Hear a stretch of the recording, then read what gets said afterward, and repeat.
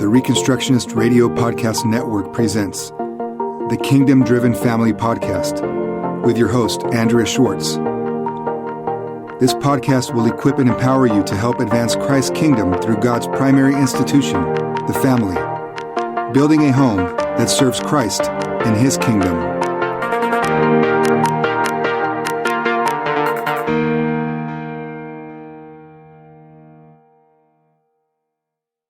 Hi, this is Andrea Schwartz with another edition of Homeschooling Help, and that's my buddy over there from across the country, Nancy Wilk. Hello, Andrea. It's December 2018 at the time of this broadcast. Everybody's busy decorating, shopping, preparing for Christmas, finishing up their curriculum.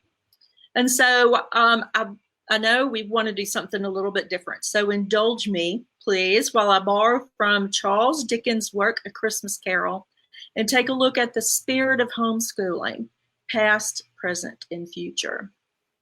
So we have as our guest today Ann Miller. She is a mom of 8, grandma of almost 15.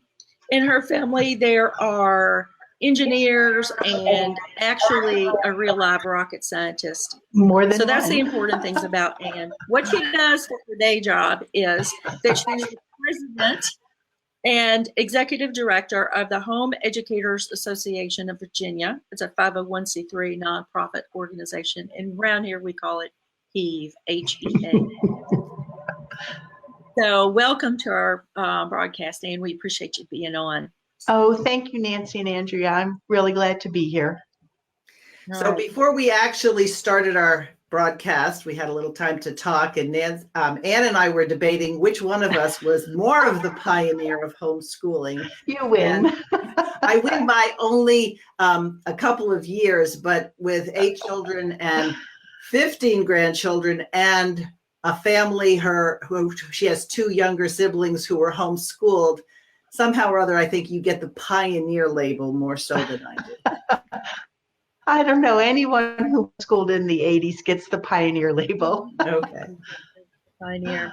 Okay, so I want to just say that 35 years ago, it was 1983, your operational headquarters was a card table set up in the General Assembly building by 3 homeschool moms. So I think that is awesome. But one of the things that I really want to bring out in terms of the spirit of homeschool is to make note that we each personally affirm and represent organizations that hold to the biblical position that educating children is a God-given right and responsibility of the family. Now, we understand that not everyone makes that assertion, and there's other very good reasons for families to decide to homeschool, and we would recognize and support them all. But with that being said, for folks who may not recognize homeschool as a religious freedom, let's talk about what was going on in those early days. Ann? Well, I just want to be clear, and I hope I didn't give the impression, I was not there with HEAV in 1983. Okay. We did not learn about HEAV until 1986. It was the year we had to submit, we knew about a notice of intent. The law was about two years old at that point.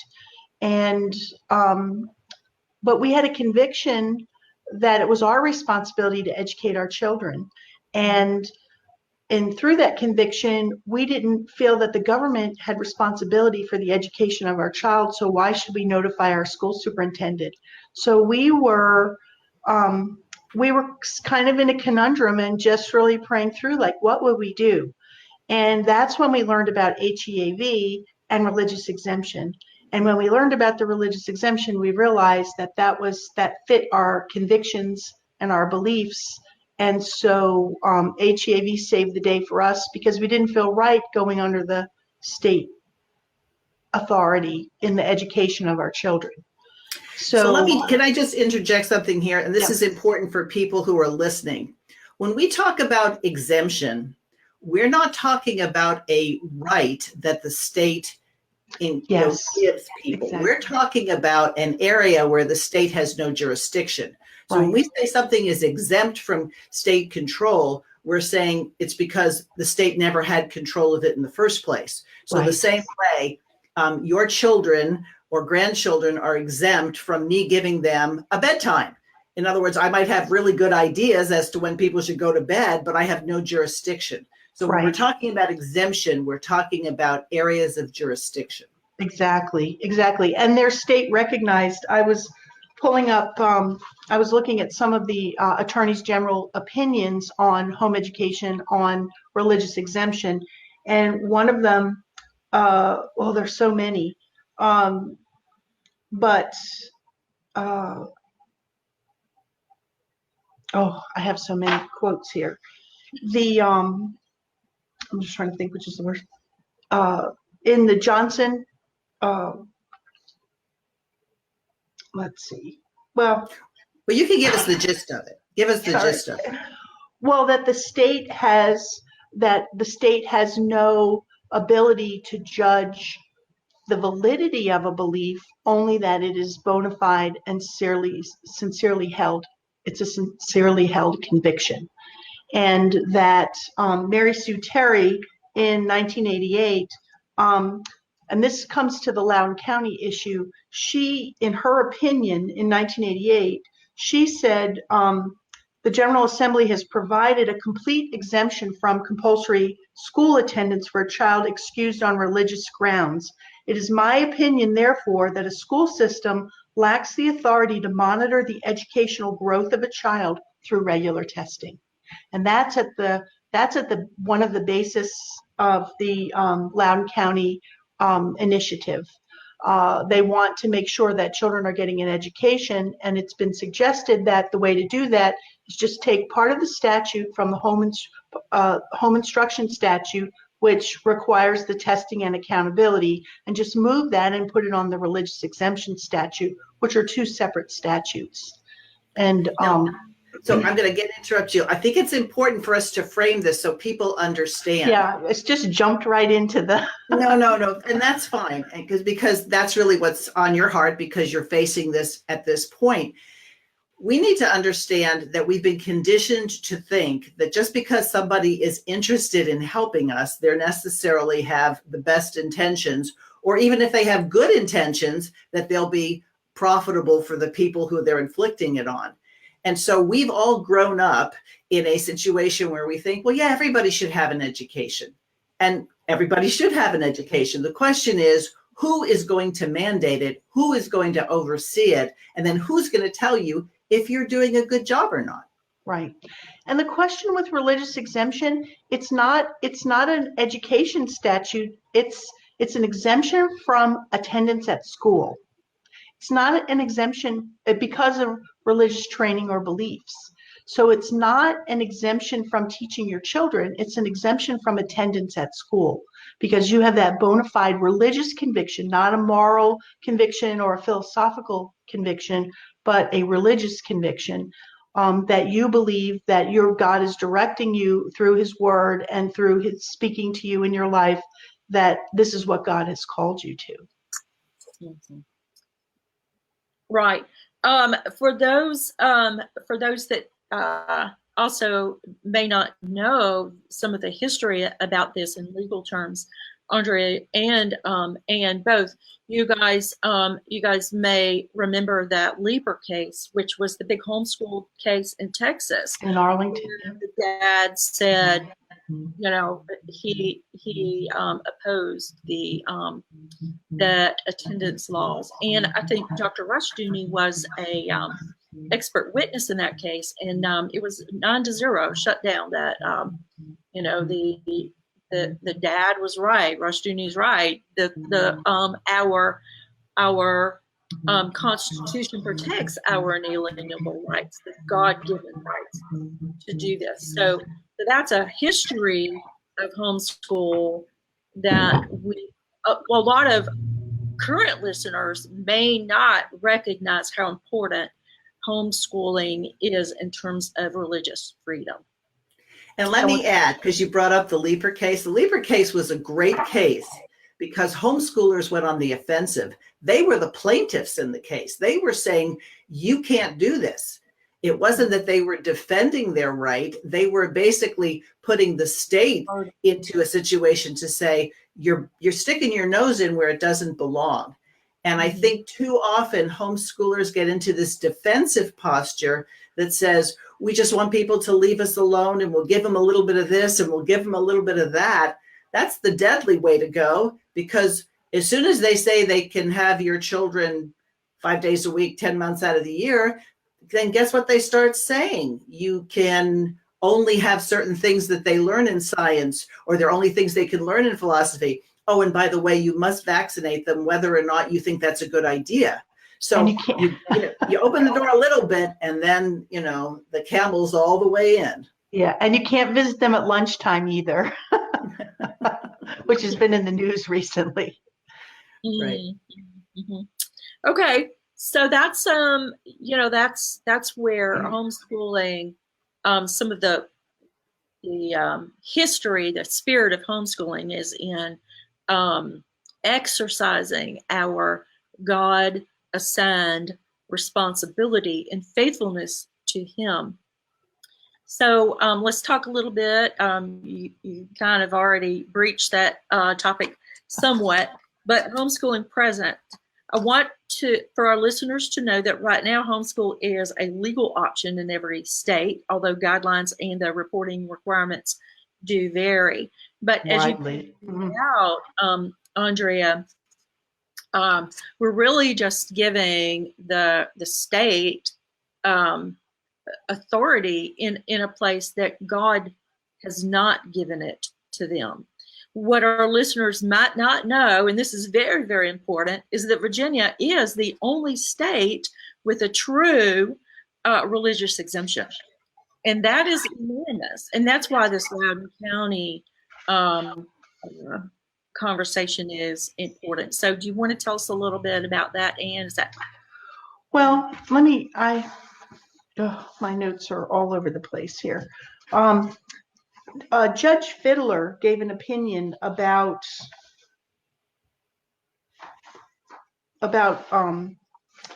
on religious exemption, and one of the things he said was, and I love this, that he said, quote, that we have the broadest religious exemption of any state.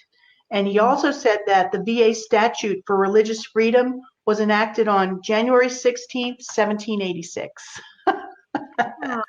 So it's got some staying power. It got some staying power. So, I mean, Virginia just has such a foundation of religious freedom, and that he said it sets the tone and direction of religious liberty in this state. So while other states may do what they do, Virginia is founded on religious freedom. It's one of our basic liberties. And he said Article 1, Section 16 of the Constitution of Virginia spells out in rather inescapable language what the free exercise of religion means. So this is Judge Fiddler has this opinion: all men are equally entitled to the free exercise of religion according to the dictates of conscience. And there's some part taken out, but it shall be left to every person to select his religious instructor. So we do have that heritage of religious freedom from our founding documents, and it's important, and it's the basis. It's a God-given freedom. It's not a state-given freedom, and what God's given, the state should not be taking away. So there are a lot of people who homeschool who are the products of a public school education. Right. And as a result, there are some things they probably have not examined. And it's important that as you're teaching your children, you also teach yourself, because there's a lot of unlearning that has to take place. Yes. If you think the state, that we have compulsory education laws, somebody is truant. Okay, we don't want to be truant. We have to obey this law. Well, first of all, it's your individual right to say this is right or wrong. However, if you don't examine the presuppositions of the law and you don't understand what's at the base of it, you might proceed actually working contrary to your own interests as a Christian homeschool family. That's why it's so important to make use of people who have been in the trenches for a long time and not decide, oh, I started homeschooling a year ago, I'm now going to go launch this fight if you don't even know what you're doing. Right, right. And on the HAV website, if I can mention, we do have a link under the Virginia law on religious exemption, and there are attorney opinions. The Judge Fiddler's opinion is there. Reference to Mary Sue Terry's opinion is there, that people can go and educate themselves. Now, why this is useful for people who don't happen to live in Virginia or Loudoun County is because this is a good model to say, wait a minute, let's examine how our county is organized, or how our state is organized. And then instead of being on the defensive, being on the offensive, knowing that the scripture says that the gates of hell will not prevail against Christ's church. That doesn't mean people who are cowering in the corner hoping nobody bothers them. People who are standing for what God has commanded them to do. So I would say homeschooling is much more than a right. Christian education is a duty given to parents, and no state should be able to tell us we cannot obey God. Right. Another thing that I think is important here is we're talking to homeschoolers because this is Homeschool Help broadcast, and we're talking with Ann with the Home Educators Association of Virginia. But because this is an issue of religious freedom and the expression of our understanding of a God-assigned task, whether you homeschool or not, whether you're Christian or not, is beside the point. You need to, I would encourage people to support this effort and to exercise our freedom, because if we don't, we stand to lose our freedom. And that is, we're starting to get into the homeschool future, but that's okay, because that's important. You know, if we don't exercise our rights, if we don't understand this as an issue of religious freedom, and worse yet, if we fail to obey God, then we are at great risk, not just now in our homeschooling freedom, but as a people in this country and a people before God. Right. So that's why I think this stuff is so important, and I want folks to understand. Right. Let me add, you used a great term. Instead of saying we need to demand our rights, we need to exercise our rights. Yes. Anybody who has gotten older knows that if you don't exercise it, it gets flabby and it doesn't work as you want it to work. The same is true in our lives as Christians in the public sphere. If we don't exercise our rights and we act as though somebody legitimately throws us crumbs, we need to say, no, that's not true. And some people shy away from resisting it because they think, well, I'll get in trouble, or maybe things won't go well for me. Well, we have forebears in the faith who worked really hard to see to it that we could secure the rights that God has given us that are inalienable. And we have to really understand what inalienable means. It means we can't even give them up either. They're not ours to give. Right. And I will say that the religious exemption statute is there for people who have that bona fide conviction against attendance at school. But there are many, many believers who homeschool under the home instruction statute, and their conscience, they're okay with that. Their conscience is okay with that. And we have great laws here in Virginia. They're moderate, they're not onerous.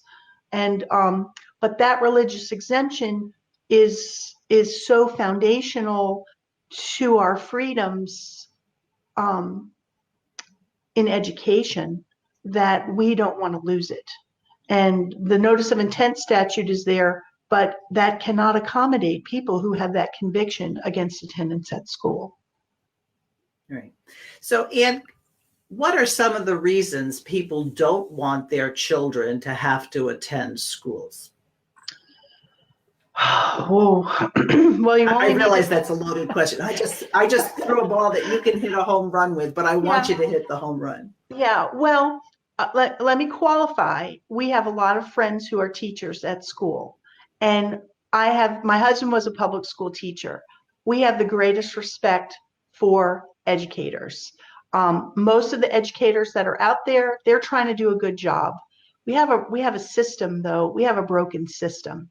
And the whole compulsory education statute, honestly, was based on a Prussian model that was designed to produce docile, compliant workers who essentially move at the ring of the bell. The class bell rings. No, there's nothing so important as moving to the next class. Doesn't matter how engaged you are in a topic. And so we have a broken system. And of course, moral decline in our country as we turn away from the Lord's ways.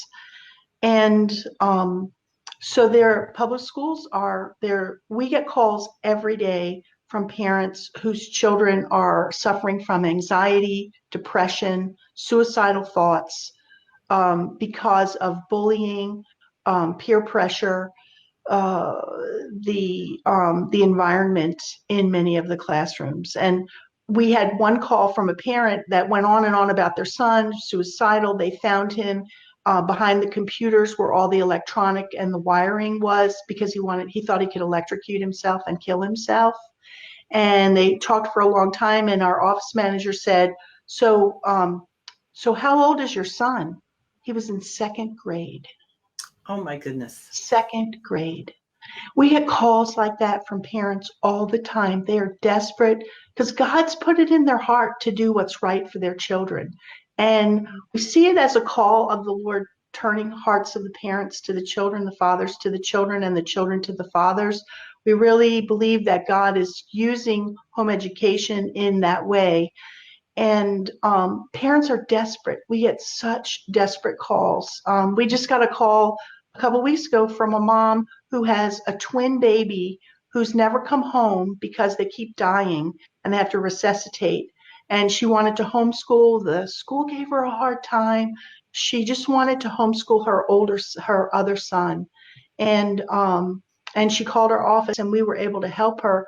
But he was anxiety-ridden, depressed. I mean, babies. I mean, these are babies in elementary school, and then high school is even worse. So the conditions, the moral conditions erode the ability to actually receive an education. And parents want their children to be educated, but they also want them to be safe. Exactly. And so when we started homeschooling, we felt called from the Lord. Well, I'm assuming that you did, Nancy. Yeah. We grow in our convictions. Our convictions change. And so people who may not be where we are now in our convictions, many of us, we weren't where we are now in our convictions when we, 30 years ago, 35 years ago. So, Well, on that point, let me tell you, when I first started homeschooling, when my son wasn't being cooperative, I would say, okay, if you do this, I'm going to send you to outside school. I'm going to send you to outside school, until one day I realized what I was threatening. And it was like, okay, if you're not good, I'm going to let you out of the car, leave you by the side of the road, and never come back and get you. I would never have threatened him that way. Right. And so that stopped being the way in which I dealt with defiance or reluctance, that I wasn't going to threaten something that I thought was awful, that I never was going to do willingly. Right.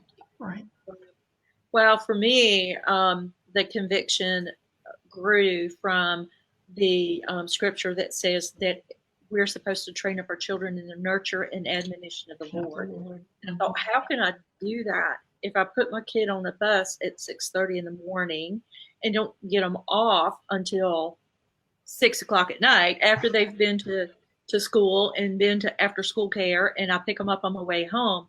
How can I really do that faithfully? How can I be faithful to that responsibility if they're not with me?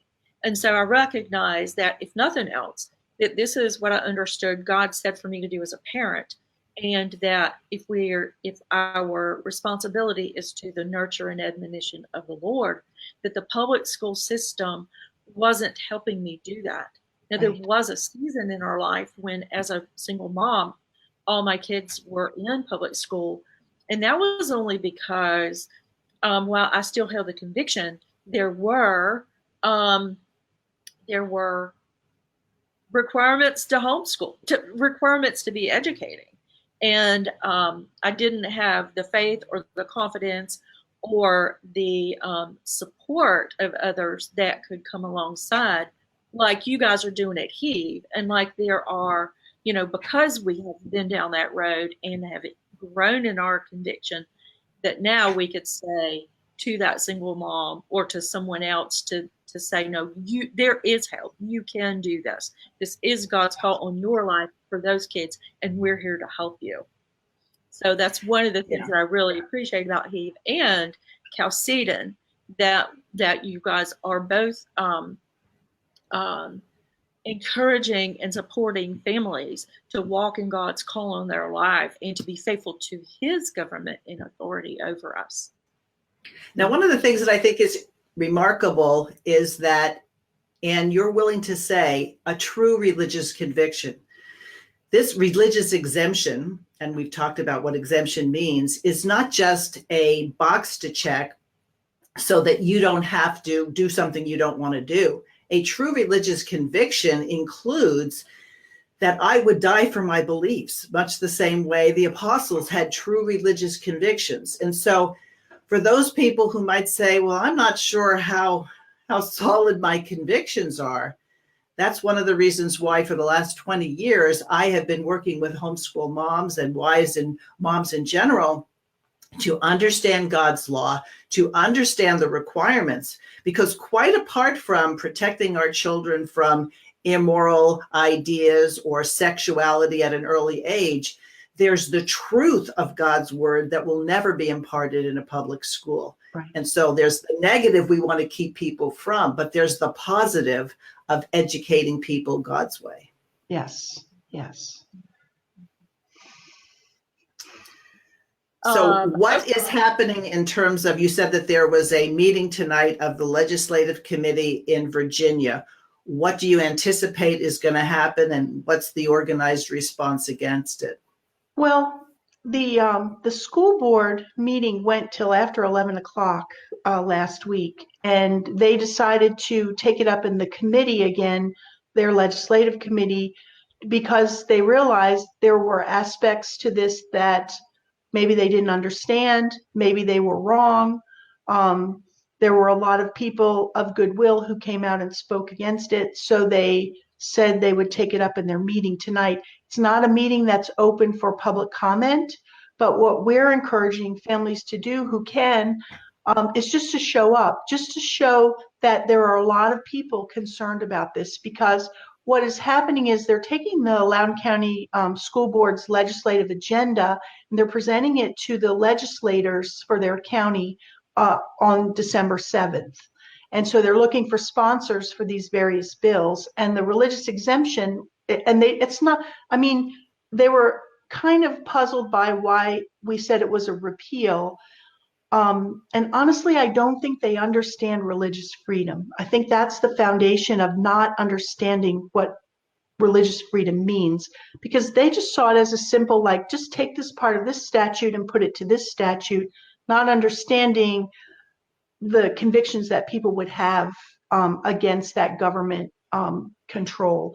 But they are looking for sponsors, and those legislators are going to come down to Richmond to the General Assembly, and then they're going to legislate for this bill. And we're hoping that by showing that there are many people who are concerned, who want to stand up for religious freedom, that it would discourage the legislators, because it will be an uphill battle. There will be a great outcry. And we encourage families, even if you're not religious exemption, you need to protect the rights of families who have those religious convictions. And what it made me think of, and I pulled it out, was that little poem by it was a Lutheran pastor. First they came for the socialists, and I did not speak out because I was not a socialist. But then they came for the trade unionists, and I did not speak out because I'm not a trade unionist. Then they came for the Jews, and I did not speak out because I'm not a Jew. But then they came for me, and there was no one left to speak for me. And when we look at the religious exemption, everyone needs to protect our religious freedoms and our religious rights, because it's a foundational right that we have. And it will be the gradual erosion of other rights. If they can take away religious freedom in this area of education, they can continue to take religious freedom away of how we bake cakes or,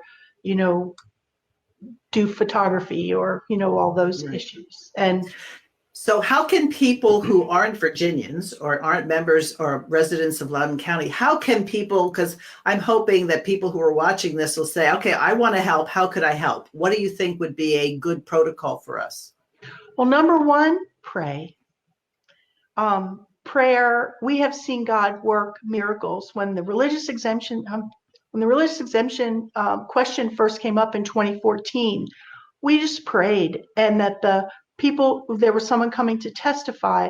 We just prayed they would hear a voice from a far country and leave, which is scriptural. And amazingly, they were there to testify in favor of losing the religious exemptions, studying it. Actually, it wasn't a question of whether they would change it at that point. But somehow they had to get on a plane and fly to California, and they weren't there to testify when the time came.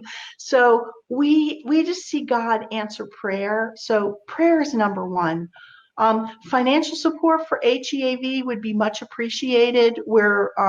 We have a lot of work. We initiated a study earlier this year, and we're just getting ready to publish it on religious exemption because we knew this battle was coming, and we've been trying to prepare. If you're close enough to go to Loudoun County, I would say go tonight. Also, if you're in Virginia, I would encourage you to monitor your school board meetings. We've been setting up a network to monitor the school board meetings because often things like this happen at the local level. I had a conversation today where someone said, well, why should I go to Loudoun County? I'm not a Loudoun County resident.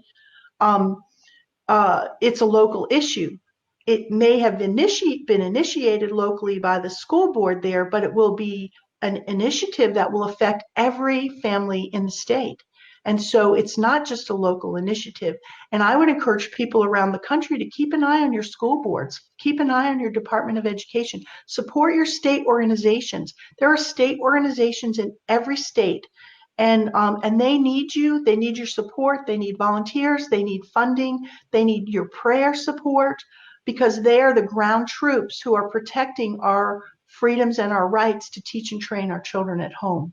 And HSLDA, Homeschool Legal Defense Association, they have a listing of all the state organizations. You can find it there for your own state. But get involved, be aware. Our freedoms are just one legislative session away from being taken away.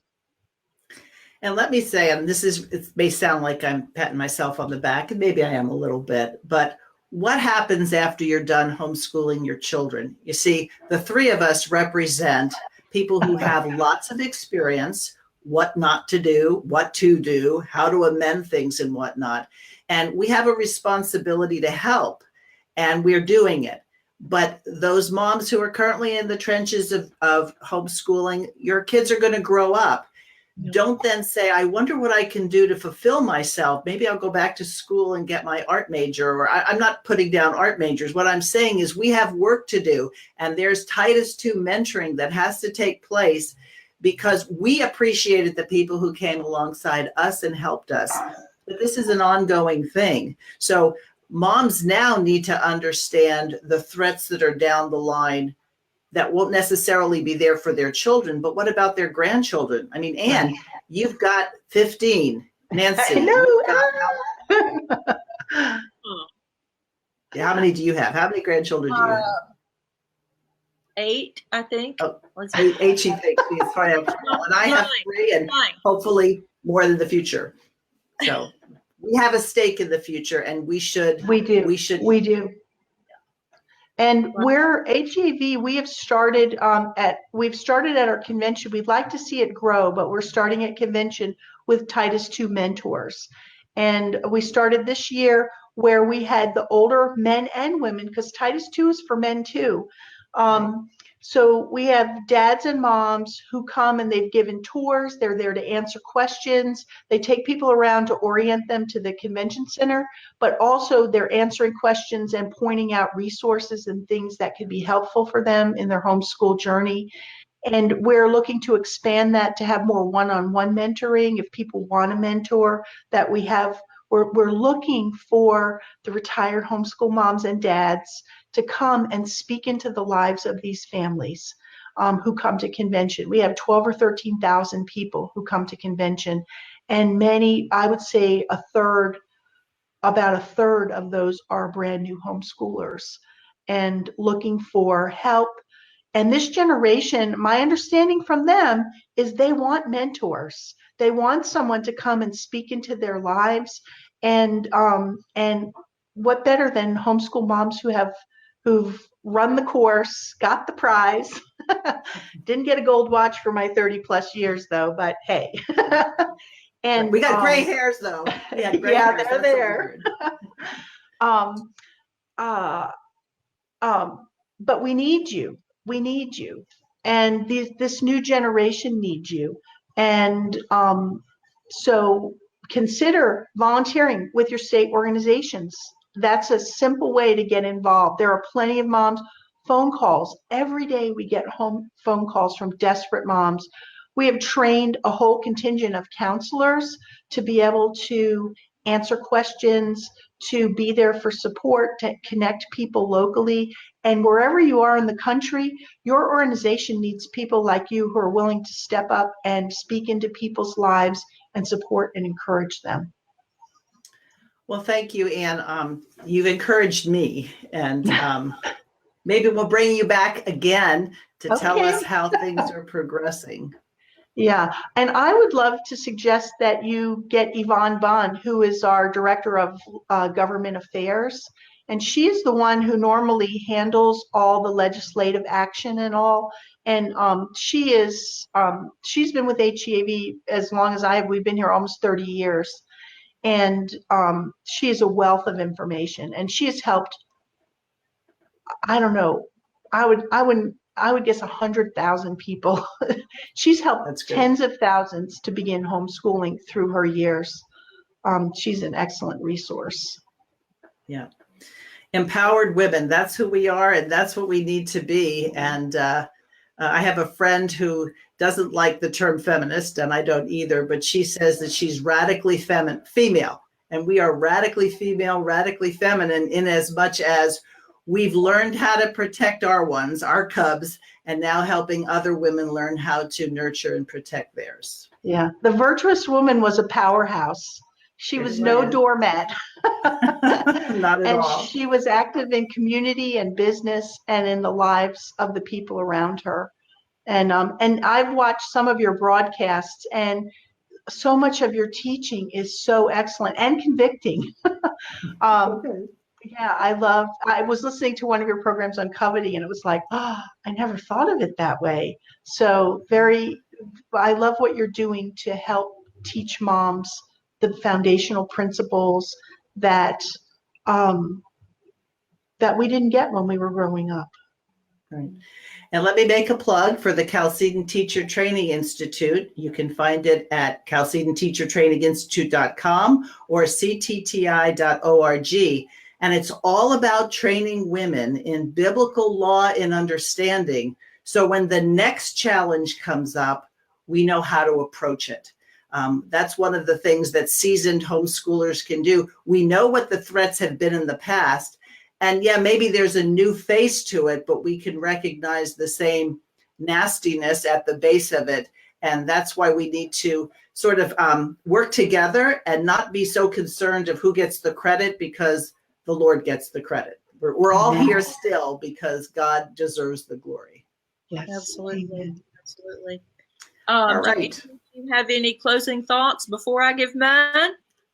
You give your closing thoughts, Nancy. All right, ladies. Well, we started with a Christmas theme, and I want to end with a Christmas theme. I want to remind our listeners of Isaiah 9:6-7.